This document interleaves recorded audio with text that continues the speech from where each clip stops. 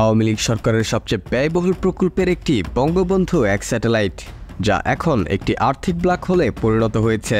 ২০১৪ সালের সেপ্টেম্বরে পরিকল্পনা কমিশনের কিছু আপত্তি থাকা সত্ত্বেও সাবেক প্রধানমন্ত্রী শেখ হাসিনা ২,৯৬৮ কোটি টাকার এই প্রকল্প অনুমোদন করেন।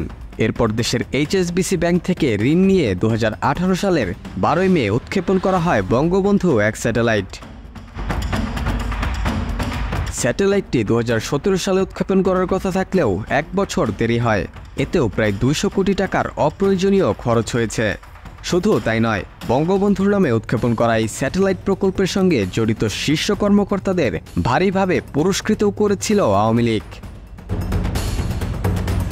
স্যাটেলাইট পরিচালনার জন্য গঠিত রাষ্ট্রীয় মালিকানাধীন company Bangladesh satellite company limited রাষ্ট্রীয় কোষাগারে এখনও পর্যন্ত ১ পয়সাও জমা দিতে পারেনি। উল্টো এখন শোনা যাচ্ছে বছরের লসের পরিমাণ ৬৬ কোটি টাকা।